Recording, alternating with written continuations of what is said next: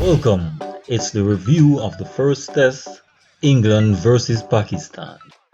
Pakistan won the toss and decided to bat first. The good line, good length, seam, swing and the experience of veteran bowler James Anderson in English conditions, and it doesn't quite help when his partner in crime is another vastly experienced bowler in Broad, a very recent member of the 500th Test Wicket Club. The introduction of speedster Jofra Archer proved further trouble for the visitors, as Archer ripped through Abid Ali's defense with a peach of a delivery. It was tough going for the Pakistani batsmen in the first session of day 1, as they went to lunch with a score on 53 for the loss of 2 wickets.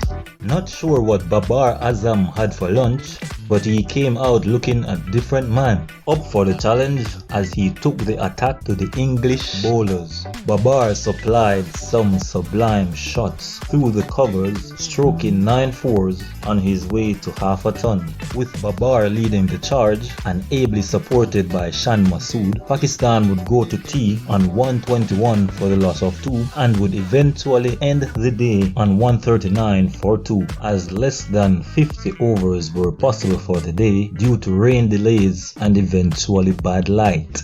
Early on day 2, Babar was removed by Anderson for a decent score of 69 runs.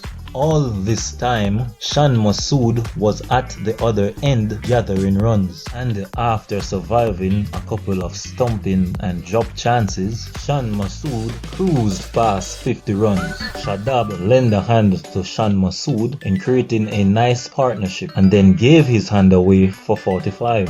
Pakistan going on the lunch interval on day 2 on 187 for 5. Shan Masood eventually brought up a ton and went on the attack thereafter. A total of 156 runs and helping Pakistan to a respectable total of 326 runs.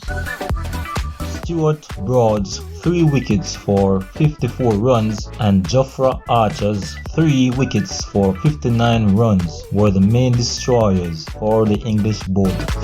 It was England's time to respond with the bat. 4 runs for 1 wicket, 10 runs for 2 wickets, and when Ben Stokes was bowled with a Jaffa from Mohammed Abbas, England were in deep waters at 12 runs for the loss of 3 wickets. Not a particularly good response from England earlier on. Root and Pope weathered the storm and formed a partnership of over 50 runs. Root tried to score some runs while sticking around, but ended up edging into wicketkeeper Rizwan's gloves, dismissed for just 14 runs. Nearing to the close of day, Jos Butler joined Ollie Pope at the crease, survived 27 deliveries before England closed the day on 92 for 4, still 200 plus runs behind Pakistan's first innings total. Ollie Pope brought up a well-deserved half-ton before he was dismissed, caught at slip by virtually an unplayable delivery from Naseem.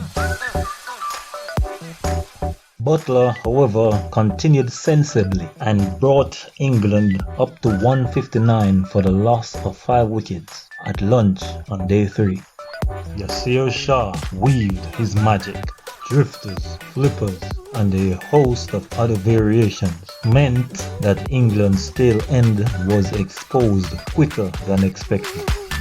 Lower order resistance, led by Stuart Broad, contributed time at the crease, and a score of 29 brought England over the 200 mark. Still 107 runs that day at the end of their innings. Pakistan were going to be dominant, forge partnerships, keep England bowlers at bay, and drive home the advantage to a big total, demoralizing the Englishmen in the process. Psych. There was to be a crisscross in the plot. Beautifully bowled outside. Stay tuned to Match-Officialz with the review of England versus Pakistan. Thanks for watching.